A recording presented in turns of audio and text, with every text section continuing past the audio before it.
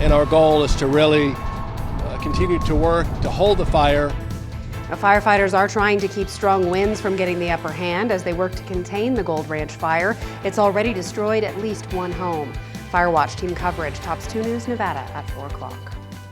Now, just minutes ago, Nevada State Police announced they have arrested a suspect who was involved in a vehicle fire that jumped into the wildland yesterday. And the suspect, identified as Andrew Nick, was arrested on suspicion of DUI. The fire is now threatening about 400 homes. Firefighters from Truckee Meadows Fire and the Reno and Sparks Fire Departments worked throughout the night to protect those homes as flames raced up the side of the trees. The fire is burning just east of the California-Nevada state line along Quilisi Ranch Road and has grown to about 650 acres with no containment.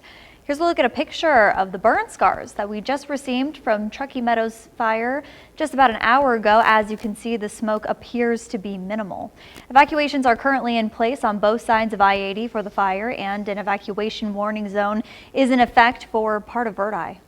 Now, the Northwest Reno Library is currently serving as an evacuation center for people displaced by the fire. So we have team coverage of the situation with all the latest details for you. Chief Meteorologist Chris Larson is in the Stormwatch Weather Center with a look at how strong the winds are over the fire during this red flag warning. Faith Justice is live in Verdi with how neighbors are reacting there. But we'll begin with Jaden Urban, live with the latest on the firefight.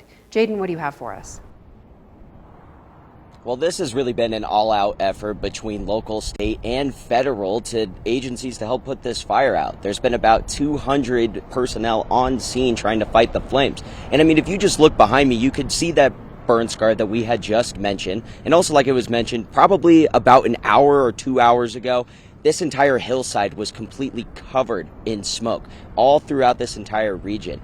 And the smoke has really died down here quite a bit. You can see the fire retardant lines that have been laid all throughout here. There's still a little bit of smoke, but it is minimal. And this is probably because there's been lots of air support hitting this fire.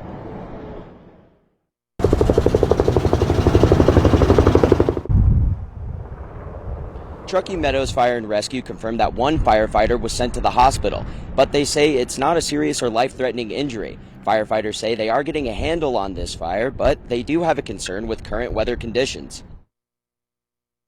The challenge today is the wind.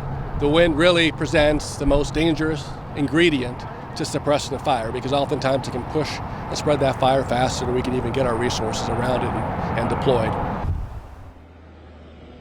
All agencies fighting this fire have a command post set up near Boomtown.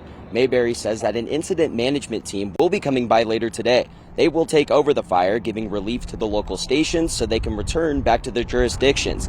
The incident management team has skilled firefighters with access to a lot of resources to hopefully put this fire out soon. And firefighters are also asking residents to not engage in any outdoor activities that could cause an open spark, because it just takes one spark to cause a massive fire that they have to put out.